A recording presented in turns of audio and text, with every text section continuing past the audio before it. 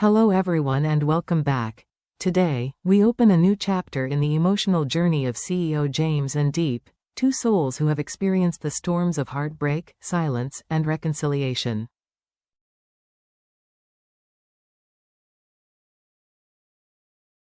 But just as their worlds begin to come together again, fate has other plans. James has just launched a major logging project deep in a remote forest, an ambitious move for the company.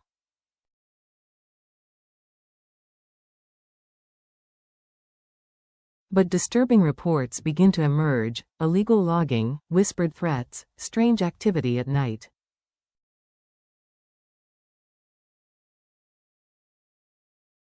Always the guard, James decides not to bother Diep. He sets out to investigate alone.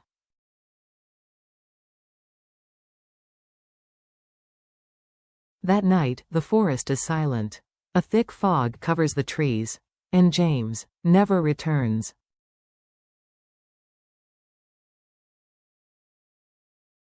Somewhere along a shadowy mountainside, he is ambushed. Attacked from behind, he falls into the dark wilderness, disappearing without a trace.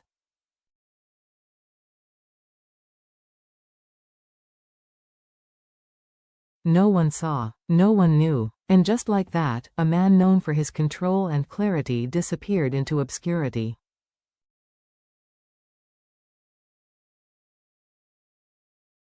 At home, Diep sensed it immediately.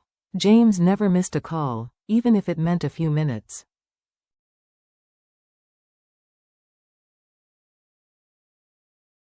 But now, hours passed, then a whole day. No message, no signal. Her heart pounded as panic washed over her like a frozen tide.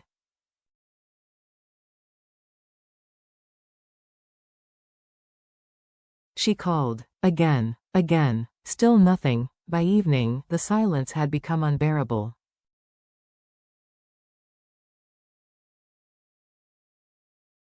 She asked the staff, tracked him, walked into the woods herself. Still, nothing. Was James still alive?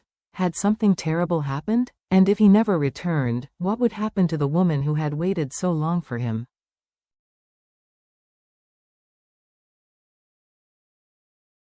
The next morning, Diep could hardly sit still.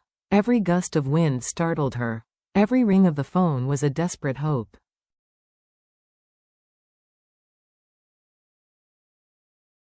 She forced herself to move, feed the chickens, clean the porch, just to feel connected to something.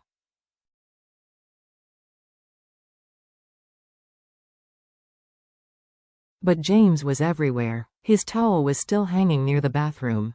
A cold cup of coffee sat untouched by the sink.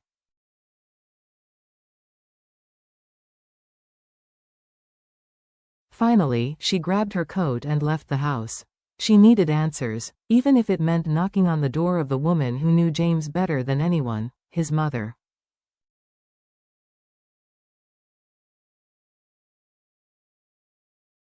The walk back to James' childhood home seemed endless. With each step, memories flooded back: laughter, shared loaves of bread, the simple joy of walking hand in hand at sunset.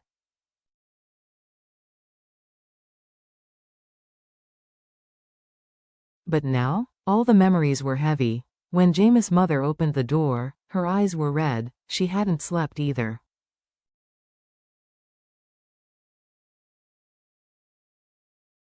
Just looking at each other, they had no words left to say.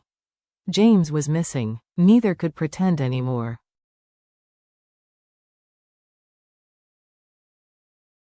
His mother told him to leave, saying only, "I need to take care of some things in the woods."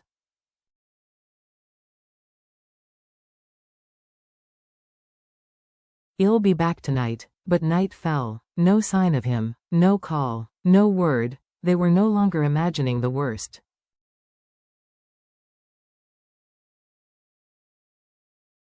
They were living in reality. By noon, Diep and James's mother were in the woods. The sun was hot, but the air was still cold.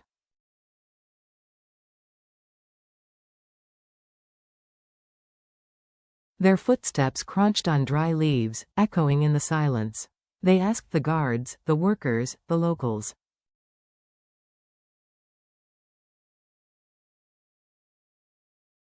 No one had seen him. No one knew anything. And then, a miracle happened. Just as Diep reached for the phone, again, it rang.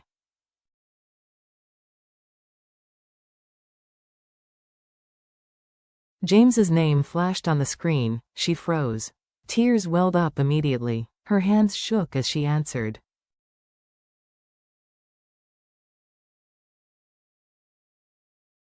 James? Where are you? Are you okay? His voice was hoarse but warm. It's me?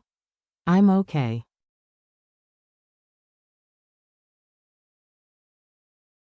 I'm so sorry. I lost signal, my car broke down. I'm at the clinic. I'm safe now.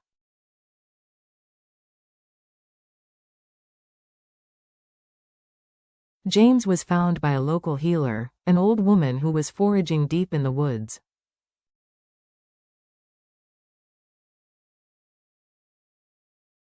She found his unconscious body tucked away off the main trail, bruised and bleeding, but still alive.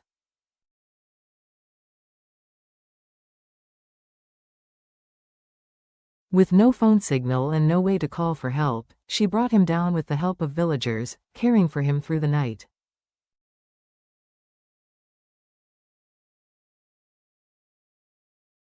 He woke up a few hours later in a clinic, dazed by dozens of missed calls from Diep and his mother.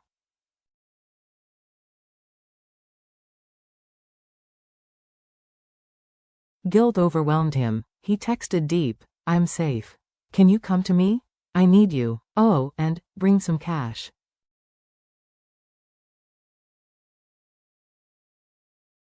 I lost my wallet. When Diep arrived at the clinic, her eyes were fixed on James, pale, bandaged, but still alive.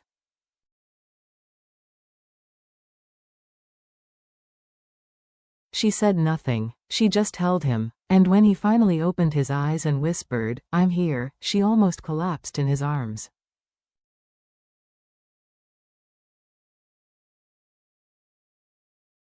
That afternoon, back at Diep's house, they sat quietly, having a simple dinner together.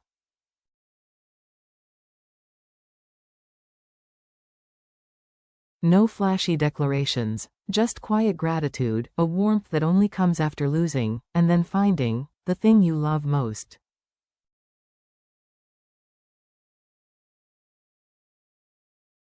But that peace was fragile. Because underneath it all, there was still a question.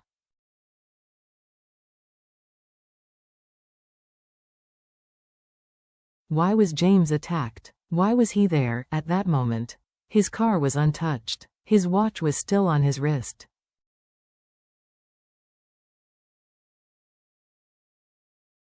But his wallet and phone were gone. And lately, James had noticed irregularities in the company records.